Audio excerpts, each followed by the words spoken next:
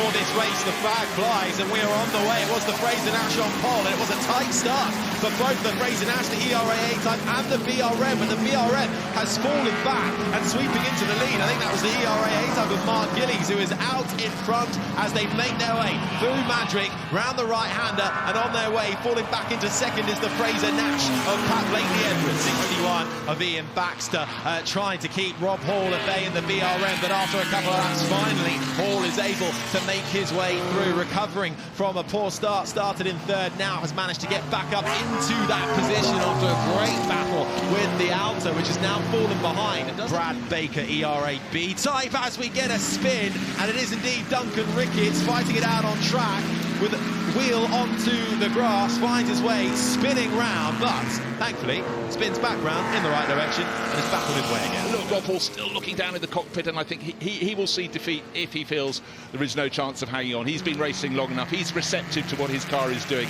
trying to keep out of the way. Quite difficult between the first part of Lavin and the second, but both Fiddler and Dowling up one position to 5th and 6th respectively. I think he's in limp home mode now, isn't he, that VRM, losing 2 positions then. So Fraser-Nash just 2.1 seconds in front.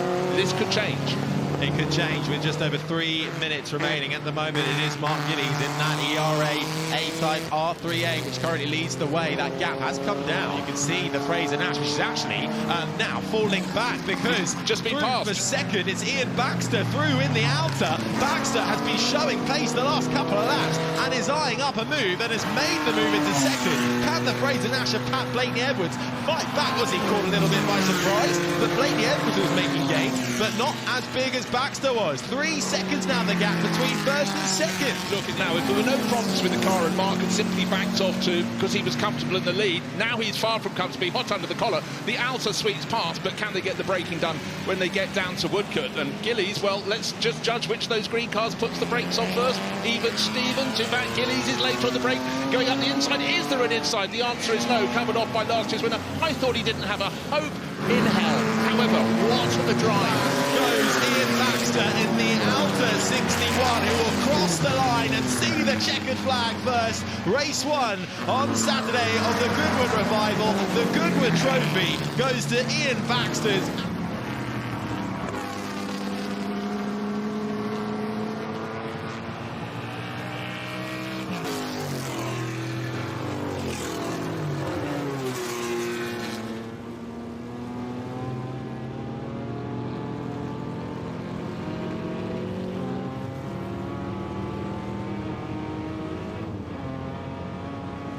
It's Davey Todd near us, and you can see some big, and here they go, and they're off. So first leg across the bike, who's going to be away first? No, it looks like number 38, and it's always a bit tight as they come across there, so great start there by, that looked like James Hillier. Yeah, James Hillier, and I joked about people from about 9th, and the pole starting bikers have got a problem because Davey Todd is reaching down. Now I think he's got it missed hooked up. Missed a gear, fallen to about 6th place. Yeah. Look at this. I mean, Hillier, I mean, they knew that it's a good pairing, that Hillier and Jackson pairing. That matchless, really flying, beautifully prepared. Doesn't quite have the top end of the Vincent of Josh Brooks. Just missing out a little bit on that CC, but it's certainly flying. It looks like it's handling well, but Brooks might just have the inside line here coming down, and I think he will do. I think we're going to see him make this move as he comes down to Woodcote. And here he is, yes he has, look at that, Michael Rutter's just got past Steve Brogan there, number 12, so Rutter, remember, he was on row 11 in 27th position. Let's have a look at his lap times, 1:33.9, so, you know, he laps 0.6 of a second quicker than your leaders on that last lap. Guys coming into the pit, says Michael Rutter, so Rutter's coming in, James Hillier's coming in, so this is going to be a really important swap. On they get, Jackson, so Dan Jackson goes on, let's have a little look. Not bad. Not bad. Keep flipping the throttle constantly, just keeping an eye. Now, unbelievably in the lead of the race, which is superb. And then Michael Russell here, you know, he's taken over, and even though he's looked down a few times, he's done it, and he takes the win for the first part of the Barry Sheene Memorial race here. And we are off and ready, and it is straight into your car, and some with a rather dainty start, but straight away, and it's a good start there from that looked like Luca Franchitti, who's trying to retain his title from last year. Look out for the red 22. It's going to get congested, Harry. Luca Franchitti is going to try and take the lead again here. They've made it through the chicane. It might be side by side at the front of the field for those who can see the determination on it. Look at the one on the right-hand side, really peeling to the fore. Caught up in the 40, but coming to the front of the field and crossing the line. It looked like the 22 there, badgering the 100. Oh, the 100 badgering the 22, but in that 22 car, Luca Franchitti taking the win. My dad told me just go for it, give all you've got, and I think it really paid off. Yeah, it did, starting second, coming second. I mean, Luca literally just flew past me. He's too fast. I can't catch up. Maybe eat some more sugar. Ask your parents about that. I was going to bring a bottle of Prime, but then I forgot. Well, maybe next time. 1960, the flag waves and we are off, and it's a good initial start for the Morgan. Tim Crichton, though, in the Austin on pole with initial slow getaway, but I think he's got the grunt and the inside line down to Madgwick to make the charge. The Morgan falls back as the XK150 of Mark Gordon slides through down the inside. I think Andrew Keith Lucas in the other XK150 as well has made up a position on the Porsche 356 of Sam Tordoff, who is tucked in behind. And what a battle then between our top two. Make that top three as the Morgan runs wide, gets onto the grass. It's wet out there. It's been wet all day. Can he keep it controlled? Just about. But that's going to allow the Porsche 356 of Sam Tordoff to try and get alongside. And in behind, we've got Andrew Keith Lucas in the XK150 just having a little sniff at what he can pick up as well. You can see the lit yellow flag out and safety car. I'm expecting that is for Louise Kennedy to just try and retrieve that car, especially in these slippery conditions, to make through sure the gears, down on the throttle, and away we go. We get the Fordwater Trophy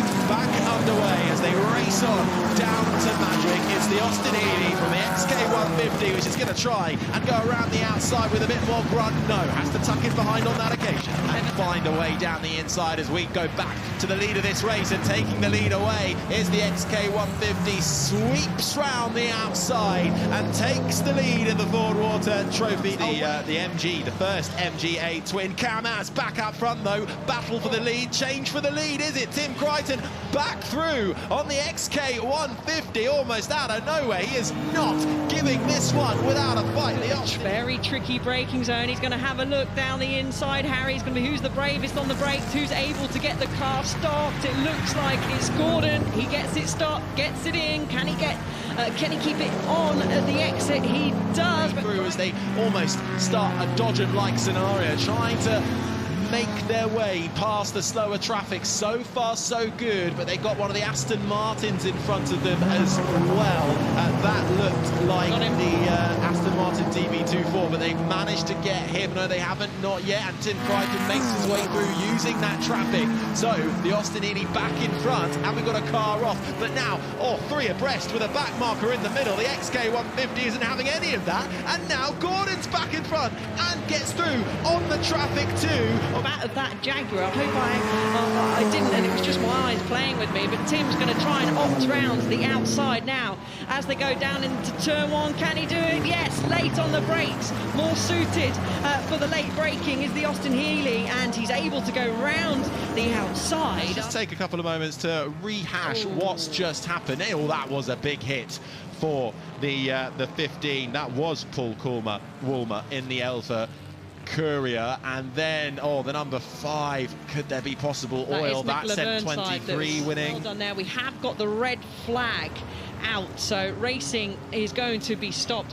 Has that meant that actually it's gone back to the XK150? If we go back on the timing screens on our data, it says Mark Gordon has the lead by 1.5 tenths from Tim Crichton. You just don't know the way the chips are going to fall, but they fell the right way there, didn't they?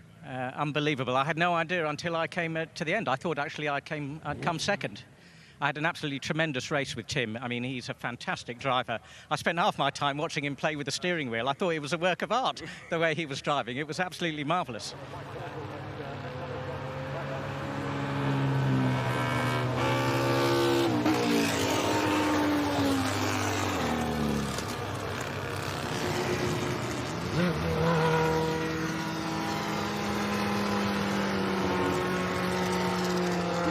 Michaela Sharp outside, well, what looks like an upholstery show and tell, Michaela. Yeah, at the moment we have a demonstration from Fox and Ferb. Hayley is doing a really fun demonstration of upholstery, which of course is my classic craft. That's what I'm trained in, so it's really nice to see someone else get stuck into that. Yes, tell us more about what you do, because that is the real revive and thrive, to be able to make do with the furniture we have, give it a new lease for life.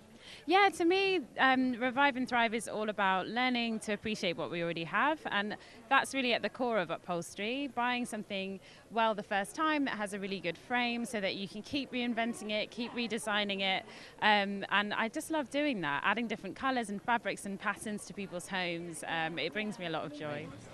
Be honest, how long does it take you from leaving the assembly area to knowing what a car's like?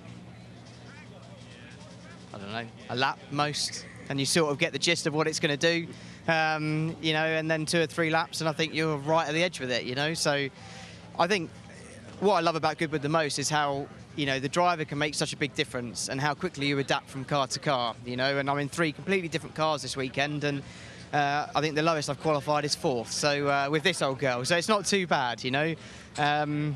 Yeah, just really looking forward to it. It's going to be my first St Mary's race, so fingers crossed. Barracuda and Alex Grundle as well. We have the flag and we are racing, and it's a poor start from our pole sitter Alex Buncombe. Steve Soper roars to the lead. Can Frank Stippler round the outside and the Alfa Romeo do anything about it? Watch out for Jake Hill as well, who's trying to shuffle his way through in the Galaxy 500. Jake Hill has slotted into 3rd, but the man who didn't think he stood a chance of racing it out of the top has taken the lead. Frank Stippler now leads coming out of Madgwick. Battle for the lead between Frank Stippler in the Alfa Romeo ahead of Alex Grundle, but Jake Hill is coming back at them and roars past Grundle, roars past the Alfa Romeo and into the lead for Jake Hill. Can he hold it though? Stippler's going to be late on the brakes, try it down the inside. Brundle's coming back at Hill as well. Can he fit a mini size shape down the side of the Plymouth on the inside? Not on that occasion. 1,400 kilos, and the Alfa Romeo is half the weight of that at 700. So Jake Hill, shape for Jake Hill, he just about saves it. The tail on that Plymouth Barracuda absolutely stepping out on him. He is wringing the neck of that car, trying desperately to catch up. Is Andy Priu, though, who's falling down, losing positions, having to pull off the road. Problems then for Andy Priu and his Ford Galaxy 500 as well. So this really is a fine battle that could Dumas is on the back towards the end. And yeah, Romain Dumas is now charging through. 1 Cortina displaced. Rob Huff gets removed down the inside as Romain Dumas makes it look easy in his ball just locked up and avoiding the rear of Jimmy Johnson, so just manages, well done. Alex Buncombe take about, just saving the poor little mini there. You're getting all the great action, and yeah, maybe just a little bit too late on the brakes. A nice 360, points in the right direction. Jimmy Johnson says thank you very much, sails on through. Imagines we're going to have a look now as he comes across the line to see what that gap is. He's with insight, he can see the leaders at 6.6 seconds, so he lost a little bit of time making that move on Andrew Jordan. But with 4 minutes left to go, is it possible? Because his fastest lap is a good 8/10 quicker than what those in front of him have set. Nothing could stop Frank Stippler and the Alfa Romeo from 3rd on the grid to take the lead into the line. Jake Hill in the Plymouth Barracuda just seals 2nd place from a heroic drive from Romain Dumas. 25 minutes of racing and we are away for the Madgwick Cup, and it's a brilliant start for the Lotus of Mark Griffin as Felix Goddard slows down getting off the start line in the Cooper, so it's a good start for the Lotus, and the Lola slots into 2nd.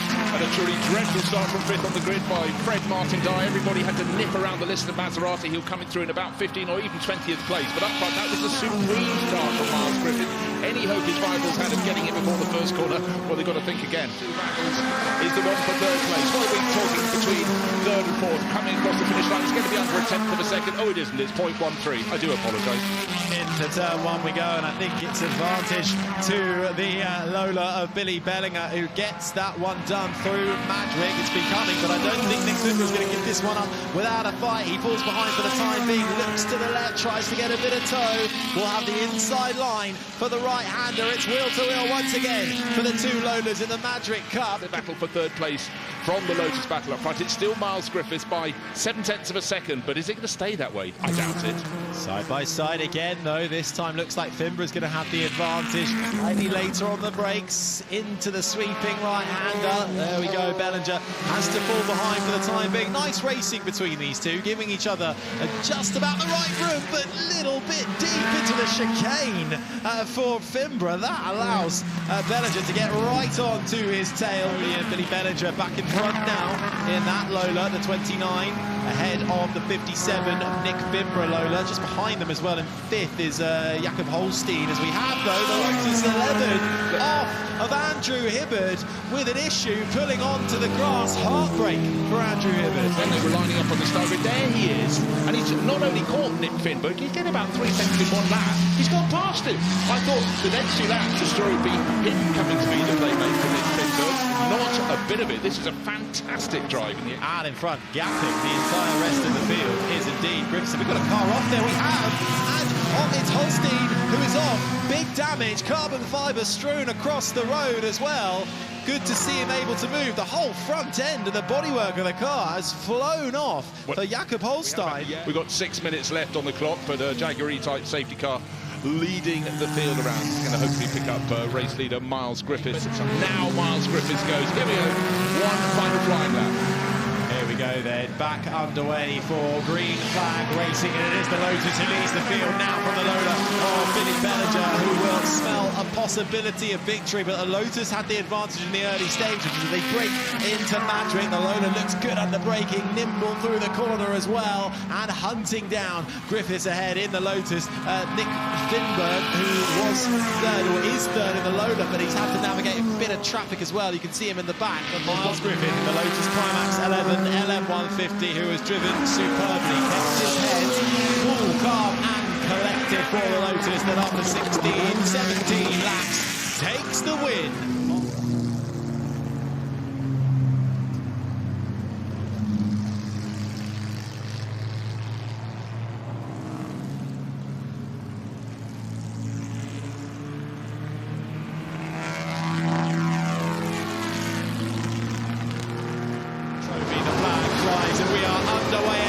Start from our poles, and James Davison getting away well. Ollie Bryant looking a little bit squirrely on the rear, but able to just hold that outside, but through into Madgwick in the lead. Nicholas Padmore challenging. Could there be contact? There is, and almost off, but into the grass. Well held from James Davison, who just has to back off the throttle slightly and allow Padmore through, but he's not having that. Side by side, Davison fights back. There was contact, and they just about held on, but a car then out by the looks of things. Tony Sinclair, that is the Lola T70 Spider, one of the many Lolas in the field. Safety car is coming out because we've got, as we said, car number 54, Tony Sinclair's Lola. I think it was facing the wrong way. Yes, it is. It's just on. No, it's facing the right way. It's just come up the where the chicane takes the track right. He doesn't want to go too soon. Now he's going. I think he's already gone, indeed, as they come into the chicane, then back underway for this race with around 15 minutes on the clock. But look at the exit. The Ollie Bryant out of the chicane, side by side with James Davison. Bryant's going to have the inside in his Lola. It's Lola versus McLaren. The McLaren on the outside, the rear ends are both stepping out as they arc their way through Madgwick, and it's the McLaren that comes out with the slight edge. Some form of mechanical failure, and they're round the outside, nose in front, but I'm not giving the track up to you, James Davison. In fact, you can go on the grass, dearie me. Both of them dipping off into the grass at the first part of lap, and hand up, I think, an apology there from James Davison. So Nick Padmore into second place. The Attila of Julian Draper may also get past, but he's doing his utmost to keep Ollie Bryant's Lola behind him, and all along that means James Davison escaping up ahead. But Ollie Bryant, all you do is offer him the outside and he'll take the bait every single time. Will the nose that Lola get in front? Yes, but of course you've got that kink halfway down the straight, but he's brave enough. Who could be later on the brakes? I think it'll be Bryant. I think Bryant has once again got back through on Padmore, who now is 11th, 10th racing. He has caught up massively as Ollie Bryant, and running a little bit out wide again is James Davison, who just struggles to get it turned in, and that's all Ollie Bryant needed. The invitation was there, the gap was there, and Ollie Bryant said thank you very much. Can he keep that nose in front though, as they go side by side for the lead of the race? It's McLaren versus Lola. Can he do anything? But then the might of that McLaren of Davison just steams through as they get onto the brakes through the right-hander. The Lola of Ollie Bryant closes back up through the corners, but I thought Ollie Bryant might have had him there. Not so. Through the chicane we go once more. We were talking about setup a short while ago, and I think the McLaren is just set up more for the rainy conditions. Yesterday it seems a little bit softer. They both got the same size engine, 5.7 litres of Soar Away V8 fun, but Ollie Bryant gets the Lola in front. Well, that looks like it's day done then. It is indeed, as he pulls off. 7 litres, biggest engine in the pack, but he's got the much sleeker, meaner looking number 97 McLaren M1. This is a car we saw having a problem on the opening lap of the race. Nick Padmore! From third place, second place, and out of the race. It seems to be the curse to run in second. James Davison was there, he's retired, and now Nick Padmore set up. Katsuaki Kubota at the wheel, already off into the grass, and then hard to stamp on the brakes, and round he went, and a passenger at that stage, and just letting it spin back around on it to face the right way, and out from a podium position, Fred Shepherd. Through the chicane he comes now, flawless drive. A shame we were robbed of a little bit of more excitement with James Davison out of this race, but a fantastic win then for Ollie Bryant after 18 laps. It's the Lola on top in the Whitsun Trophy. Start, wait for the flag, here we go, and it's a great start from Tom Hardy on the outside of the front row in the AC Cobra. It's Cobra Power off the line that has soared ahead. It's a good start from John Spears from the second row, number 3, the red AC Cobra, trying to go into second place, trying to get past Chris Buncombe. It's Chris Buncombe who's currently in second place in the E-Type, but the E-Type is split by the Cobras at the moment. Yeah, it's certainly X-Pikes Peak makes a real good jump, but it's the multiple US National Championship winning car, the AC Cobra Dragon Snake, that launched off the line. Back on, and that is the Landshot car, but let's just go on board now and find out how this is going, because Jimmy Johnson's going for the lead.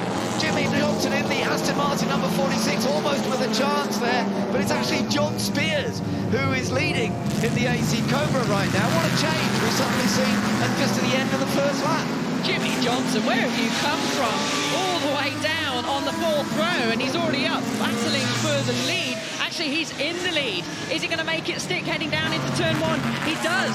So, a new race leader. I think that he got a jump start, and it's getting close. John Young, yeah, John Young has just managed to nip past the Cobra, so John Young's taken that 3rd place. But look how beautiful that number 21 is, and with the 33 is off. The Aston Martin Nicholas Sittings. Just see how this works out. There's the safety car just going past.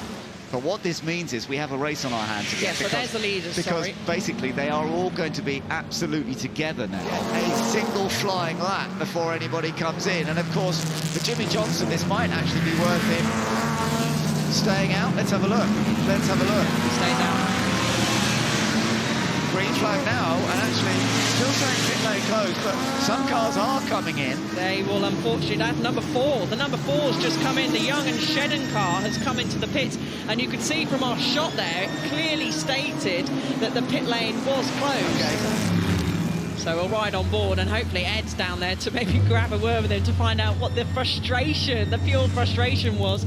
Already unclipping his belts, firing it into first gear. So see how tight it is. There we go. Dario is waiting to hop in. Belts fly off, door flies open, slides out of the car. No seat inserts are being used between these two drivers. Well for Jimmy Johnson, because of course he was the lead of that group to come in. The pit lane's open for a while now, and it actually means, very interestingly, we've got a Ferrari leading this race right now. It is the number 17 Ferrari that I know you like.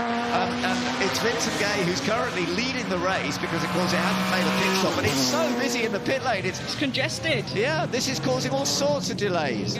Right on cue, Dario has taken the lead. He's 7 seconds ahead of the Young and Shedden car. Gordon Shedden at the wheel at the moment of the Jag E-Type, but we'll keep an eye on maybe there's a potential penalty. But of course, Young pitted when the sign said pit lane was closed. So Young Shedden car sitting in P2, the Macari Christensen Ferrari, the Paul and Butcher Jag E-Type, they're all going to be receiving penalties. We're just awaiting the confirmation of what penalties that will be. So that's our second, third and fourth place cars. So our podium potentially is going to be totally changed. At the moment, the Johnson and Franchitti car is pretty safe.